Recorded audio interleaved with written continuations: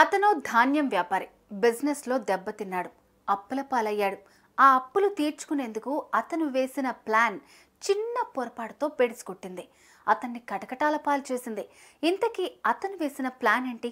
పోలీసులకు పట్టించిన క్లూ ఏంటి? తెలుసుకుందాం చలో. తాకట్టులో ఉన్న బంగారాన్ని విడిపించి ఆ రోజు ఆన్లైన్ రేటుకే మేము కొంటాం. Sharma gold company.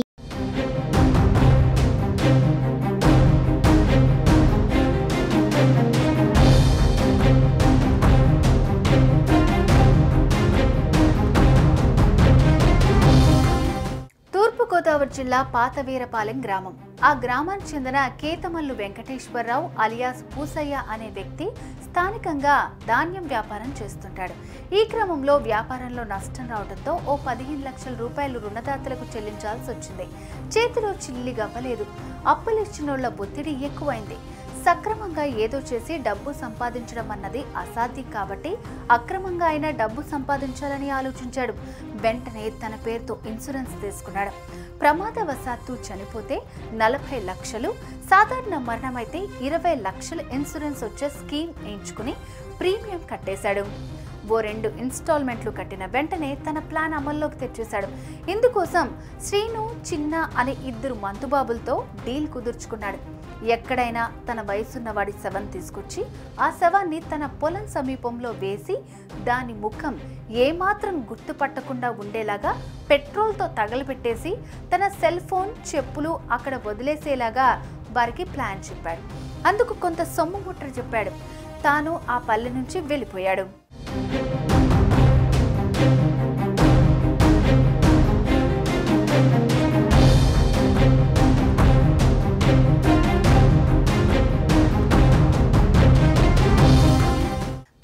ఏర్పాటు చేసిన సీను, చిన్ని రంగంలోకి దిగారు. తమ సమీప గ్రామం పాత బొమ్మూరుకి చెందిన ఓఎన్జీసీ ఇంజనీరింగ్ నెల్లి విజయరాజు అనే వ్యక్తి మరణించినట్లు, ఆయన పార్థివ దేహాన్ని బొమ్మూరులోని శ్మశాన వాటికలో పూడ్చిపెట్టినట్లు తెలుసుకున్నారు. ఏమాత్రం లేట్ లేకుండా ఆ శవాన్ని వెలికితీసి అక్కడి నుంచి తీసుకొచ్చారు. వీరపాలెం శివార్లలో పూసయ్య పొలానికి దగ్గరగా ఓ ట్రాన్స్ఫార్మర్ దగ్గర ఆ శవాన్ని పడేశారు. పెట్రోల్ పోసి దాన్ని కాల్చేశారు. కాలిపోయిన ఆ శవం దగ్గర పూసయ్యకు చెందిన సెల్ ఫోన్, చెప్పులు వేసి పారిపోయారు. పోలీసులు ఘటనా స్థలానికి వచ్చారు. అక్కడున్న ఆ రెండింటిని చూసి పూసయ్యను ఎవరో చంపేసినట్టు భావించారు. కేసు నమోదు చేశారు. దర్యాప్తు మొదలుపెట్టారు. శవానికి పోస్ట్ మార్టం జరిపి పూసయ్య కుటుంబానికి అప్పగించారు. అంతటితో ఓ ఘట్టం దిగ్విజయంగా పూర్తయింది.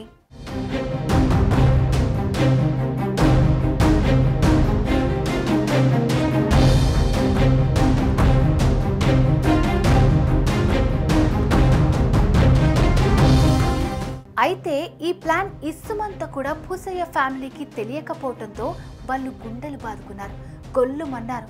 ఆ తర్వాత ఆ శవానికి అంత్యక్రియలు చేసేశారు. ఈ కార్యక్రమం పూర్తయిన తర్వాత ఈ సీను, చిన్నీలు 2 సీక్రెట్గా ఒక చోట ఉన్న పూసయ్య దగ్గరకు వచ్చారు. తమకివ్వాల్సిన మిగతా సొమ్ము తీసుకున్నారు. పూసయ్య, నువ్వు చచ్చావని తెలిసి నీ భార్య గుండెలు అవిసేలా ఏడ్చిందయ్యా అంటూ పూసయ్యకు చెప్పారు. ఇది విన్న పూసయ్య చలించిపోయాడు.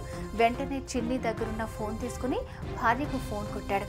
తాను చచ్చిపోలేదని, తమ పొలం దగ్గర ఎవరో ఓ శవాన్ని కాలుస్తుంటే అడ్డుకున్నందుకు తనను చితకబాది కిడ్నాప్ చేశారని, బాధపడద్దని చెప్పి ఫోన్ పెట్టేశాడు. దీంతో అపంశుభం తెలియని పూసయ్య భార్య ఎగిరి గంతేసింది. తన భర్త చచ్చిపోలేదంటూ ఇరుగు పొరుగు వాళ్లకు చెప్పుకుంది. ముఖానికి మళ్లీ బొట్టు పెట్టుకుంది. మరోవైపు పూసయ్య బంధువులు పోలీసుల దగ్గరికి వెళ్లారు.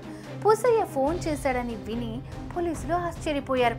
అటు తన ప్లాన్ వర్కౌట్ అవుతుందని ముందుగానే ఊహించాడో లేదంటే మరో కారణమో కానీ పూసయ్య కూడా ఇంటికి చేరుకున్నాడు.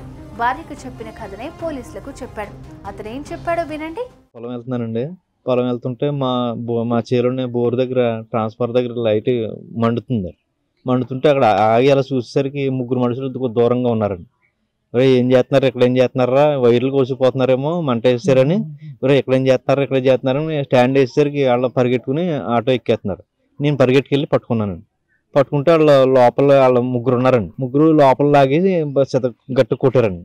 కొట్టేసి బాటిల్ ఇచ్చుకుని నెత్తి మీద బాగా గట్టి కొట్టేసరికి నాకు స్పృహ లేదండి. ఇంకా పడుకుండిపోతే వాళ్ళు తీసుకొచ్చి ఇక్కడ పిడింగోయి దగ్గర అగ్రిగోల్డ్ స్థలాల్లో అక్కడ వదిలేశారండి. వదిలేస్తే నాకు 11, 12 ఆ టైంలో మెలకు వచ్చిందండి. ఫోన్ చేసి మా ఊళ్ళకి ఇన్ఫార్మ్ చేసేసరికి మా వాళ్ళు వచ్చి హాస్పిటల్ తీసుకెళ్లారు. ఇలా కథ చెప్పేస్తే పోలీసులు నమ్మేస్తారనుకున్నాడు. ఈ గొడవ తీరిపోతుందనుకున్నాడు. అయితే అతని పరిస్థితి చూస్తే ఏమాత్రం దెబ్బలు తిన్నవాడిలాగా కనిపించకపోవడంతో పోలీసులకు డౌట్ వచ్చింది. వెంటనే పూసయ్యను అదుపులోకి తీసుకున్నారు. స్టేషన్ కు తీసుకెళ్లారు. అక్కడ పొంతం లేని సమాధానాలు చెప్పడంతో విచారణ స్టైల్ మారింది. దీంతో మనోడు తాను వేసిన మొత్తం ప్లాన్ చెప్పక తప్పింది కాదు. బీమా సొమ్ము కోసం కక్కుర్తిపడి ఇదంతా చేసినట్టు, ఈ మొత్తం అడ్డగోలు వ్యవహారంలో తనకు సాయపడిన వాళ్ళిద్దరి పేర్లు కూడా వెళ్ళగక్కేశాడు. తాము కాల్చేసిన డెడ్ బాడీ ఎక్కడి నుంచి తెచ్చామో చూపించాడు. దీంతో పోలీసులు మిగతా 2 నిందితుల్ని పట్టుకున్నారు.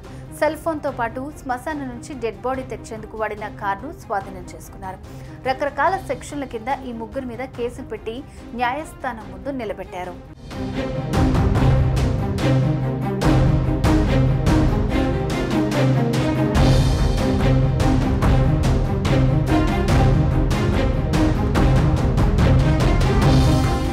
న్యాయస్థానం ఈ ముగ్గురికి రిమాండ్ విధించింది. దీంతో పూసయ్య శ్రీకృష్ణ జన్మస్థానానికి వెళ్లాల్సి వచ్చింది.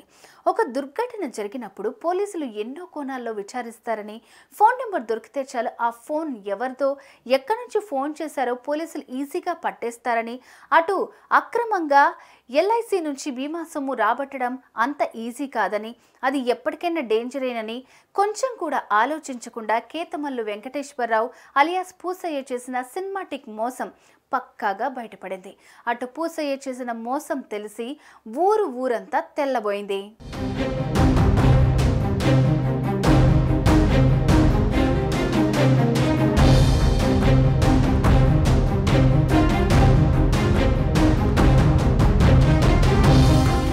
అతను ధాన్యం వ్యాపారి. బిజినెస్లో దెబ్బతిన్నాడు, అప్పుల పాలయ్యాడు. ఆ అప్పులు తీర్చుకునేందుకు అతను వేసిన ప్లాన్ చిన్న పొరపాటుతో పెడిసికొట్టింది. అతన్ని కటకటాల పాలు చేసింది. ఇంతకీ అతను వేసిన ప్లాన్ ఏంటి? పోలీసులకు పట్టించిన క్లూ ఏంటి? తెలుసుకుందాం చలో. తూర్పుగోదావరి జిల్లా పాతవీరపాలెం గ్రామం. ఆ గ్రామానికి చెందిన కేతమల్లు వెంకటేశ్వరరావు అలియాస్ పూసయ్య అనే వ్యక్తి స్థానికంగా ధాన్యం వ్యాపారం చేస్తుంటాడు. ఈ క్రమంలో వ్యాపారంలో నష్టం రావడంతో ఓ 15 లక్షల రూపాయలు రుణదాతలకు చెల్లించాల్సి వచ్చింది. చేతిలో చిల్లి గవ్వలేదు. అప్పులిచ్చినోళ్ల ఒత్తిడి ఎక్కువైంది. సక్రమంగా ఏదో చేసి డబ్బు సంపాదించడం అన్నది అసాధ్యం కాబట్టి అక్రమంగా అయినా డబ్బు సంపాదించాలని ఆలోచించాడు. వెంటనే తన పేరుతో ఇన్సూరెన్స్ తీసుకున్నాడు. ప్రమాదవశాత్తు చనిపోతే 40 లక్షలు, సాధారణ మరణమైతే 20 లక్షలు ఇన్సూరెన్స్ వచ్చే స్కీమ్ ఎంచుకుని ప్రీమియం కట్టేశాడు. ఓ 2 ఇన్స్టాల్మెంట్లు కట్టిన వెంటనే తన ప్లాన్ అమల్లోకి తెచ్చేశాడు. ఇందుకోసం శ్రీను, చిన్న అనే 2 మంతుబాబులతో డీల్ కుదుర్చుకున్నాడు. ఎక్కడైనా తన వయసున్న వాడి శవం తీసుకొచ్చి ఆ శవాన్ని తన పొలం సమీపంలో వేసి దాని ముఖం ఏమాత్రం గుర్తుపట్టకుండా ఉండేలాగా పెట్రోల్తో తగలబెట్టేసి తన సెల్ ఫోన్, చెప్పులు అక్కడ వదిలేసేలాగా వారికి ప్లాన్ చెప్పాడు. అందుకు కొంత సొమ్ము ముట్ర చెప్పాడు. తాను ఆ పల్లె నుంచి వెళ్ళిపోయాడు.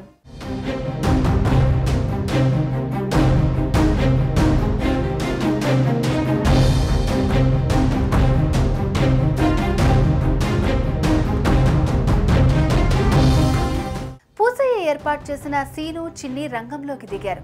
తమ సమీప గ్రామం పాత బొమ్మూరుకు చెందిన ఓఎన్జీసీ ఇంజనీరింగ్ నెల్లి విజయరాజు అనే వ్యక్తి మరణించినట్లు, ఆయన పార్థివ దేహాన్ని బొమ్మూరులోని శ్మశాన వాటికలో పూడ్చిపెట్టినట్లు తెలుసుకున్నారు. ఏమాత్రం లేట్ లేకుండా ఆ శవాన్ని వెలికితీసి అక్కడి నుంచి తీసుకొచ్చారు. వీరపాలెం శివార్లలో పూసయ్య పొలానికి దగ్గరగా ఓ ట్రాన్స్ఫార్మర్ దగ్గర ఆ శవాన్ని పడేశారు. పెట్రోల్ పోసి దాన్ని కాల్చేశారు. కాలిపోయిన ఆ శవం దగ్గర పూసయ్యకు చెందిన సెల్ ఫోన్, చెప్పులు వేసి పారిపోయారు. పోలీసులు ఘటనా స్థలానికి వచ్చారు. అక్కడున్న ఆ రెండింటిని చూసి పూసయ్యను ఎవరో చంపేసినట్టు భావించారు. కేసు నమోదు చేశారు. దర్యాప్తు మొదలుపెట్టారు. శవానికి పోస్ట్ మార్టం జరిపి పూసయ్య కుటుంబానికి అప్పగించారు. అంతటితో ఓ ఘట్టం దిగ్విజయంగా పూర్తయింది.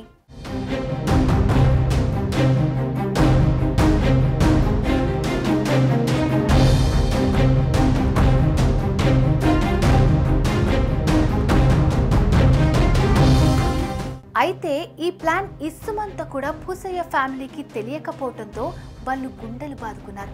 గొల్లుమన్నారు. ఆ తర్వాత శవానికి అంత్యక్రియలు చేసేశారు. ఈ కార్యక్రమం పూర్తయిన తర్వాత ఈ సీను చిన్నీలు ఇద్దరు సీక్రెట్గా ఒక చోట ఉన్న పూసయ్య దగ్గరకు వచ్చారు. తమకివ్వాల్సిన మిగతా సొమ్ము తీసుకున్నారు. పూసయ్య, నువ్వు చచ్చావని తెలిసి నీ భార్య గుండెలవిసేలా ఏడ్చిందయ్యా అంటూ పూసయ్యకు చెప్పారు. ఇది విన్న పూసయ్య చలించిపోయాడు. వెంటనే చిన్ని దగ్గరున్న ఫోన్ తీసుకుని భార్యకు ఫోన్ కొట్టాడు. తాను చచ్చిపోలేదని, తమ పొలం దగ్గర ఎవరో ఓ శవాన్ని కాలుస్తుంటే అడ్డుకున్నందుకు తనను చితకబాది కిడ్నాప్ చేశారని, బాధపడద్దని చెప్పి ఫోన్ పెట్టేశాడు. దీంతో అపంశుభం తెలియని పూసయ్య భార్య ఎగిరి గంతేసింది. తన భర్త చచ్చిపోలేదంటూ ఇరుగు పొరుగు వాళ్లకు చెప్పుకుంది. ముఖానికి మళ్లీ బొట్టు పెట్టుకుంది. మరోవైపు పూసయ్య బంధువులు పోలీసుల దగ్గరికి వెళ్లారు. పూసయ్య ఫోన్ చేశాడని విని పోలీసులు ఆశ్చర్యపోయారు. అటు తన ప్లాన్ వర్కౌట్ అవుతుందని ముందుగానే ఊహించాడో లేదంటే మరో కారణమో కానీ పూసయ్య కూడా ఇంటికి చేరుకున్నాడు. భార్యకు చెప్పిన కథనే పోలీసులకు చెప్పాడు. అతనేం చెప్పాడో వినండి. పొలం వెళ్తున్నానండి. పొలం వెళ్తుంటే మా చేలోనే బోర్ దగ్గర ట్రాన్స్ఫర్ దగ్గర లైట్ మండుతుంటే అక్కడ ఆగి అలా చూసేసరికి ముగ్గురు మనుషులు దూరంగా ఉన్నారండి. ఏం చేస్తున్నారు, ఇక్కడ ఏం చేస్తున్నారా, వైర్లు కోసిపోతున్నారేమో, మంట వేసారని ఇక్కడ ఏం చేస్తున్నారని స్టాండ్ వేసేసరికి వాళ్ళు పరిగెట్టుకుని ఆటో ఎక్కేస్తున్నారు. నేను పరిగెట్టుకెళ్ళి పట్టుకున్నానండి. పట్టుకుంటే వాళ్ళ ముగ్గురు ఉన్నారండి. ముగ్గురు లోపల లాగి గట్టి కొట్టారండి. కొట్టేసి బాటిల్ ఇచ్చుకుని నెత్తి మీద బాగా గట్టి కొట్టేసరికి నాకు స్పృహ లేదండి. ఇంకా పడుకుండిపోతే వాళ్ళు తీసుకొచ్చి ఇక్కడ పిడింగోయి దగ్గర అగ్రిగోల్డ్ స్థలాల్లో అక్కడ వదిలేశారండి. వదిలేస్తే నాకు 11, 12 ఆ టైంలో మెలకు వచ్చిందండి. ఫోన్ చేసి మా ఊళ్ళకి ఇన్ఫార్మ్ చేసేసరికి మా ఊళ్ళు వచ్చి హాస్పిటల్ తీసుకెళ్లారు. ఇలా కథ చెప్పేస్తే పోలీసులు నమ్మేస్తారనుకున్నాడు. ఈ గొడవ తీరిపోతుందనుకున్నాడు. అయితే అతని పరిస్థితి చూస్తే ఏమాత్రం దెబ్బలు తిన్నవాడిలాగా కనిపించకపోవడంతో పోలీసులకు డౌట్ వచ్చింది. వెంటనే పూసయ్యను అదుపులోకి తీసుకున్నారు. స్టేషన్ కు తీసుకెళ్లారు. అక్కడ పొంతం లేని సమాధానాలు చెప్పడంతో విచారణ స్టైల్ మారింది. దీంతో మనోడు తాను వేసిన మొత్తం ప్లాన్ చెప్పక తప్పింది కాదు. బీమా సొమ్ము కోసం కక్కుర్తిపడి ఇదంతా చేసినట్టు, ఈ మొత్తం అడ్డగోలు వ్యవహారంలో తనకు సాయపడిన వాళ్ళిద్దరి పేర్లు కూడా వెళ్ళగక్కేశాడు. తాము కాల్చేసిన డెడ్ బాడీ ఎక్కడి నుంచి తెచ్చామో చూపించాడు. దీంతో పోలీసులు మిగతా 2 నిందితుల్ని పట్టుకున్నారు. సెల్ ఫోన్తో పాటు శ్మశానం నుంచి డెడ్ బాడీ తెచ్చేందుకు వాడిన కారును స్వాధీనం చేసుకున్నారు. రకరకాల సెక్షన్ల కింద ఈ ముగ్గురు మీద కేసులు పెట్టి న్యాయస్థానం ముందు నిలబెట్టారు.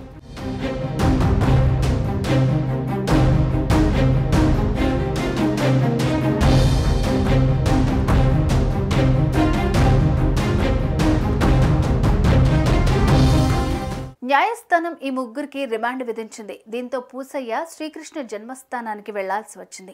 ఒక దుర్ఘటన జరిగినప్పుడు పోలీసులు ఎన్నో కోణాల్లో విచారిస్తారని, ఫోన్ నెంబర్ దొరికితే చాలు ఆ ఫోన్ ఎవరిదో, ఎక్కడి నుంచి ఫోన్ చేశారో పోలీసులు ఈజీగా పట్టేస్తారని, అటు అక్రమంగా ఎల్ఐసి నుంచి బీమా సొమ్ము రాబట్టడం అంత ఈజీ కాదని, అది ఎప్పటికైనా డేంజరేనని కొంచెం కూడా ఆలోచించకుండా కేతమల్లు వెంకటేశ్వరరావు అలియాస్ పూసయ్య చేసిన సినిమాటిక్ మోసం పక్కాగా బయటపడింది. అటు పూసయ్య చేసిన మోసం తెలిసి ఊరంతా తెల్లబోయింది.